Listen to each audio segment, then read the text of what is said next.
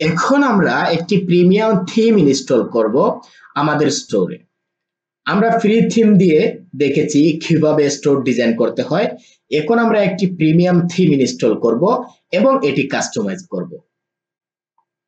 Premium theme install করার জন্য যদি আমরা আমাদের কম্পিউটার থেকে ইনস্টল করতে যাই তাহলে একটি প্রসেস, আর যদি আমরা শপিফাই থেকে আমরা প্রিমিয়াম থিমগুলো ইনস্টল করি তাহলে আরেকটি প্রসেস আছে।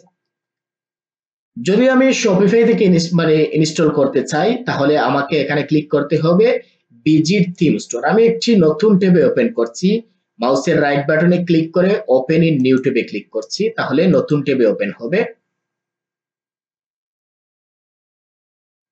এখানে শপিফাই এর অফিসিয়াল অনেকগুলো থিম আছে, 12টি ফ্রিতে আমরা ইউজ করতে পারি আর বাকিগুলো আমাদের জন্য পেমেন্ট করতে হয়। আমরা যদি ক্লায়েন্টের কাজ করতে চাই প্রিমিয়াম থিম দিয়ে, যদি ক্লায়েন্ট পছন্দ করে যে সে শপিফাই এর অফিসিয়াল থিম দিয়ে কাজ করবে তাহলে এখান থেকে একটি থিম তাকে কিনতে হবে। এখানে দেখো এই থিমটির মূল্য হচ্ছে $300, অনেক বেশি এক্সপেন্সিভ, 380, 320। এরকম থিমগুলো যদি আমরা থিম ফরেস্ট বা অন্যান্য সাইট থেকে কিনি তাহলে দেখা যায় আমরা 75, 59 এরকম ডলার দিয়ে আমরা কিনতে পারি, কিন্তু এখানে অনেক বেশি দাম রাখা হয়। এর জন্য অনেকে এগুলো পছন্দ নাও করতে পারে, কিন্তু কিছু ক্লায়েন্ট আছে যাদের টাকার কোনো সমস্যা নয়, মনে করো তার কাছে $300 বা $400 কোনো কিছু না, সে এখান থেকে কিনবে। এখন মনে করো এই থিমটি আমার পছন্দ হলো, এখানে দেখো ক্যাটাগরাইজ অনুযায়ী আমরা ভাগ করতে পারবো, যেমন ইন্ডাস্ট্রি অনুযায়ী ভাগ করতে পারি। পেড কতটি আছে এখানে লেখা আছে, 129টি আছে। এরপর ইন্ডাস্ট্রি অনুযায়ী আমাদের মনে করো ক্লোথিং এর দরকার, আমি শুধু এখানে ক্লিক করব ক্লোথিং এর উপর, তাহলে এই রিলেটেড যে থিম গুলো আছে এগুলো এখানে দেখাবে। এখানে ক্যাটাগরি অনুযায়ী ভাগ করা যায়, তারপর প্রোডাক্ট অনুযায়ী, তারপর এখানে আরো কিছু আছে ফিচার অনুযায়ী আমরা ভাগ করে নিতে পারবো। যখন আমি দেখো ক্লোথিং এ ক্লিক করলাম, ক্লিক করার পর এই রেটেড থিম গুলো এখানে দেখাচ্ছে। এখানে দেখো এই থিমটির দাম হচ্ছে 380, এটি আবার ফ্রিতে ইউজ করা যাবে। আবার এই থিমটি হচ্ছে 320। এখন যদি মনে করো এই থিমটি নিয়ে আমি কাজ করতে চাই, মনে করো আমার ক্লায়েন্ট এই থিমটি পছন্দ করেছে, তাহলে এই থিমে ক্লিক করব। ক্লিক করার পর এরপর নিচের দিকে স্ক্রল করব, স্ক্রল করার পর দেখো এখানে একটা বাটন আছে ট্রাই থিম। আমরা এই থিম ফ্রিতে ট্রাই করতে পারবো, কিন্তু আমরা পাবলিশ করতে পারবো না। যদি আমি ভিউ ডেমো স্টোরে ক্লিক করি তাহলে আমরা এখান থেকে ডেমো গুলো দেখতে পারবো, যে স্টোরটি যদি আমরা ডিজাইন করি তাহলে দেখতে কিরকম হবে এখান থেকে দেখতে পারবো। ক্লায়েন্ট যদি কোনো ডেমো দেখতে চায় তাহলে এখান থেকে দেখতে পাবে। এই যে এটি হচ্ছে আমাদের থিমের ডেমো, এখনো লোড হচ্ছে না, ঠিকঠাক মতো লোড হয়ে যাক। এখন দেখো এই থিমটির ডেমোটি দেখতে এইরকম।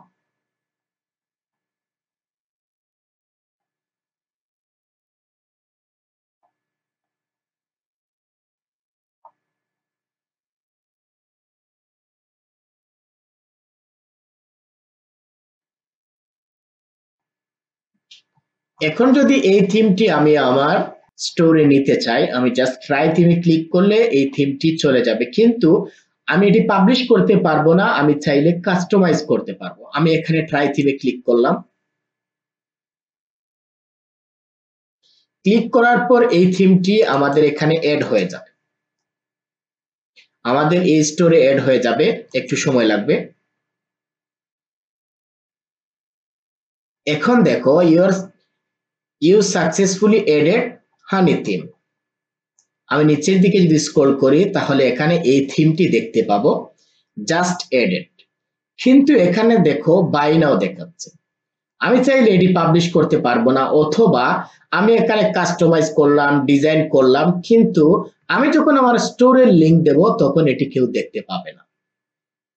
এখন আমি যদি কাস্টমাইজে ক্লিক করি, আমি কাস্টমাইজে ক্লিক করলাম, ক্লিক করার পর আগে যেরকম আমরা থিম গুলো কাস্টমাইজ করেছি আমরা এরকম কাস্টমাইজ করতে পারবো।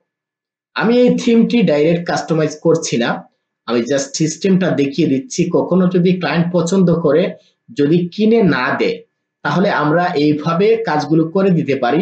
এরপর ক্লায়েন্ট যখন কিনে ফেলবে তখন পাবলিশ করতে পারবে। এখন মনে করো এই জায়গায় এখন দেখো একটি, মনে করো এখানে একটি হিরো ইমেজ আছে, মানে ওই যে হেডারে একটি ইমেজ আছে, মনে করো আমি হিরো ইমেজে ক্লিক করলাম। ক্লিক করার পর এখানে হিরো ইমেজ লেখা আছে, আমি মনে করো হিরো ইমেজের জায়গায় অন্য কিছু লিখে দিলাম।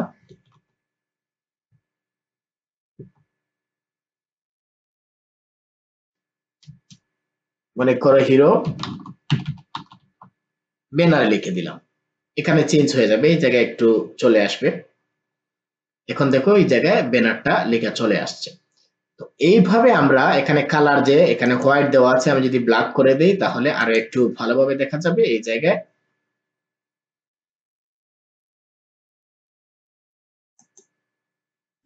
এরপর আমি এখানে একটু ব্যাকে চলে যাব, যাওয়ার পর এখানে একটি ইমেজ দিয়ে দেব।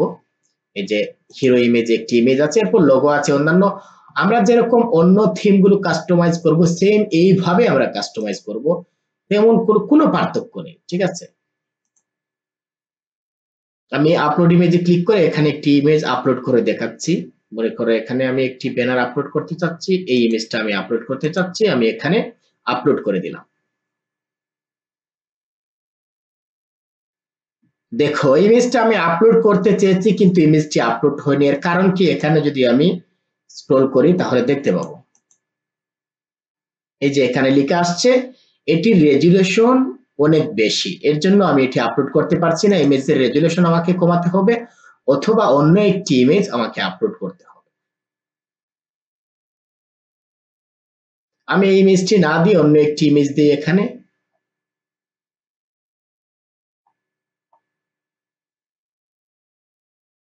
মনে করো এই এখানে একটি ইমেজ আছে, এই ইমেজটি আমি দিচ্ছি এখানে, এটি আপলোড হবে আশা করি। হ্যাঁ, এরপর আমি ডানে ক্লিক করলাম।